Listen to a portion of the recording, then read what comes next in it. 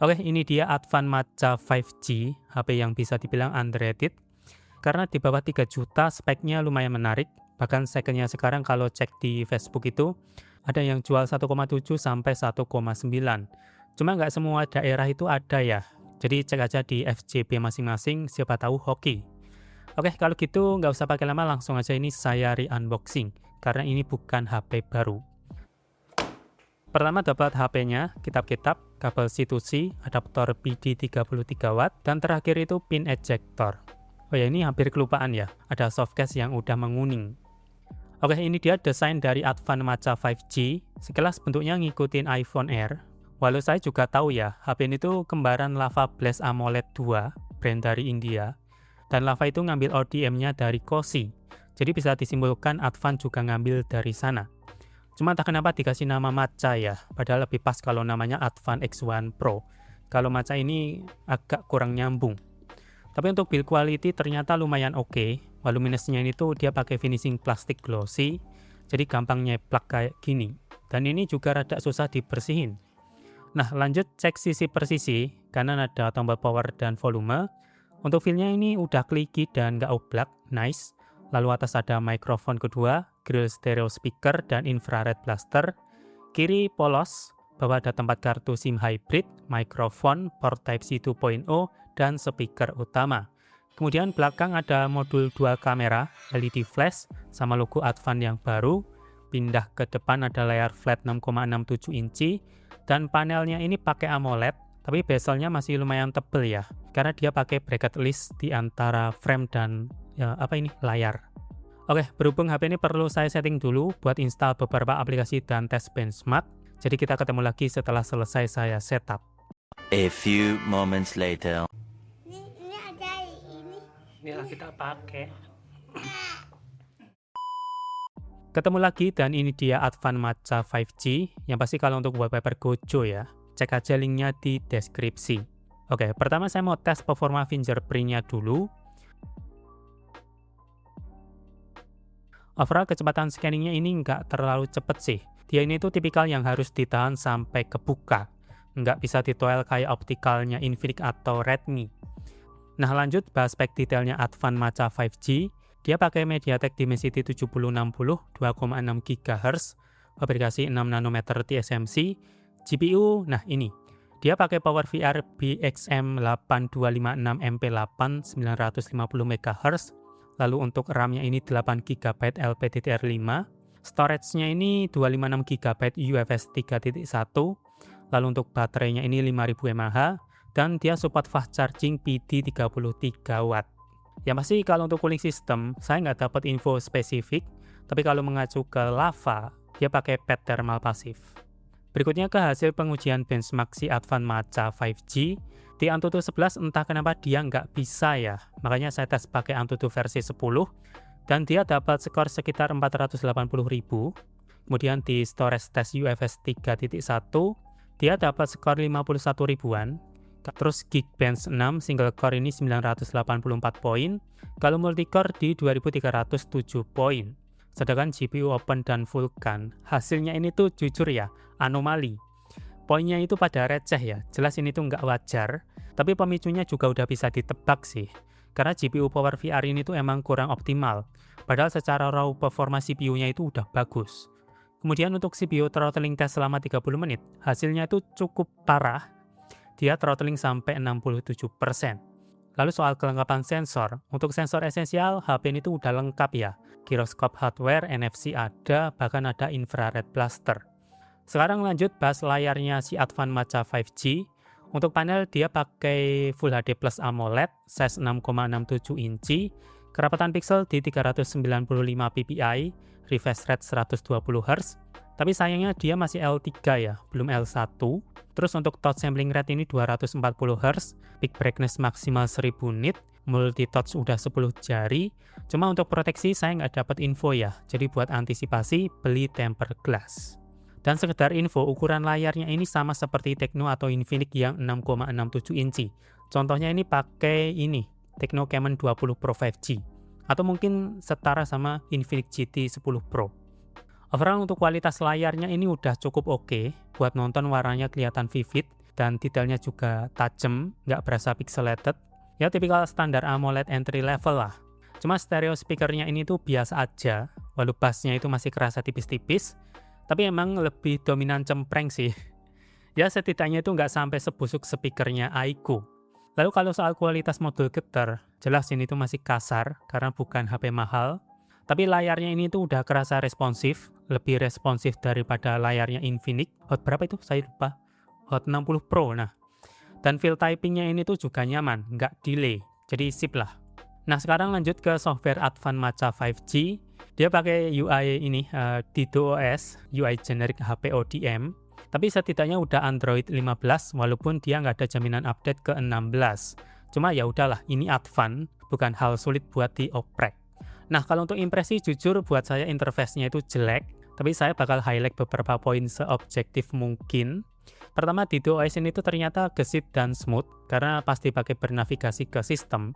Dia ini tuh nggak punya efek animasi yang terlalu kompleks, jadi cuma transisi animasi basic, nggak ada efek fluid kayak UI brand gede. Terus kedua, kalau saya lihat ya, dia ini tuh cenderung ke UI stock Android. Tapi ada beberapa modifikasi UI sedikit sih, contohnya di menu setting dan di beberapa fitur. Ketiga, secara experience ya, jujur, DDoS ini tuh nggak seburuk yang saya kira, tapi juga nggak bikin saya merasa tertarik gitu loh. Mungkin teman-teman yang terbiasa sama stok Android, pakai DDoS ini tuh nggak terlalu jomplang, karena experience-nya itu beneran mirip, hanya beda di skin sedikit aja. Malah pas saya pakai ini tuh, saya keinget Inoi sama Motorola. Terakhir kalau soal fitur, ternyata ini tuh lumayan banyak. Yang jelas fitur basic dan pergesturan ini tuh dia udah ada. Tapi saya mau notice dua hal. Dia ada background streaming buat ngakalin YouTube Premium. Terus dia ini tuh juga udah ada beberapa fitur AI. Kayak AI text, AI editor foto, AI ringkasan telepon. Sama ada AI assistant namanya Vania.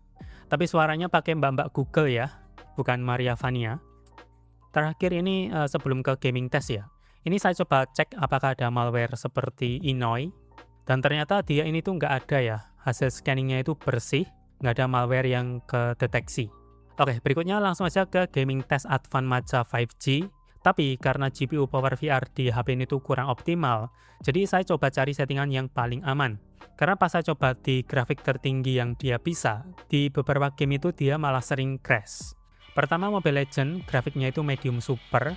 Overall gameplay bisa dibilang lancar sih iya ya. Tapi frame rate-nya itu kurang stabil, masih ada drop pas suara rame-rame.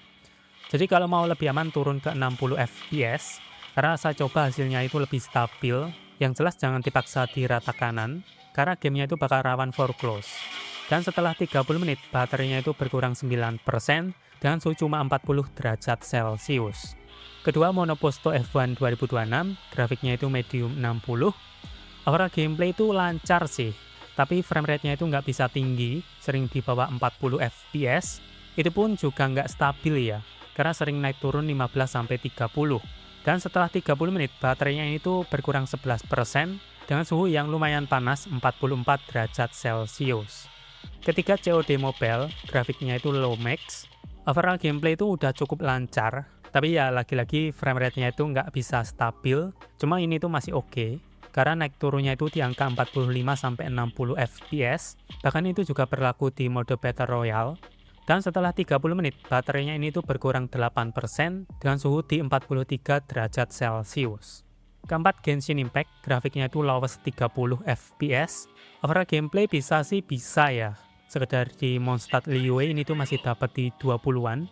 Tapi kalau masuk region baru, macam Natlan atau Notgrey, jujur untuk frame rate-nya itu udah nggak reliable. Jadi sekarang bisa ngerti sih kenapa Hoyo pas Notgrey mau rilis, Hoyo itu sampai nge-banned GPU Power VR. Karena GPU-nya juga kurang optimal, mau dioptimalin itu juga percuma. Dan setelah 30 menit main, baterainya ini tuh berkurang 11% dengan suhu di 44 derajat Celcius. Kelima, eFootball, grafiknya itu standar 60 fps. Overall gameplay udah bisa stabil, sering dapat di 60 fps. Walaupun tetap ada frame drop, cuma nggak sampai yang ganggu gameplay. Yang jelas saya nggak rekomen pakai grafik high ya, karena frame dropnya itu kurang begitu nyaman, jujur. Dan setelah 30 menit main, baterainya itu berkurang 10% dengan suhu di 42 derajat Celcius. Keenam, Honor of King, grafiknya itu low standar 60. Overall gameplay udah terbilang stabil, sering nangkring di frame rate 60, dan touch-nya itu juga udah responsif.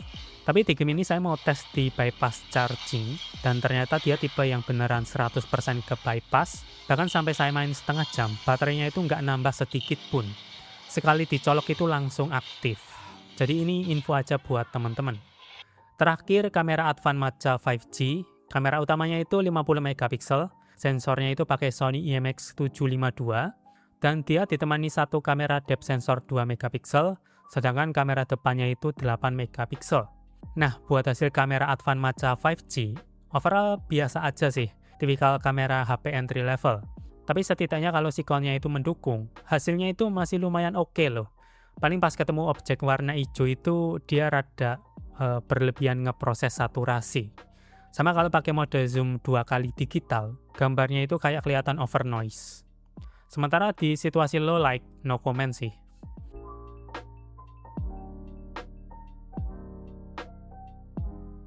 Oke, ini hasil perekaman video si Advan Maca di resolusi 2K30.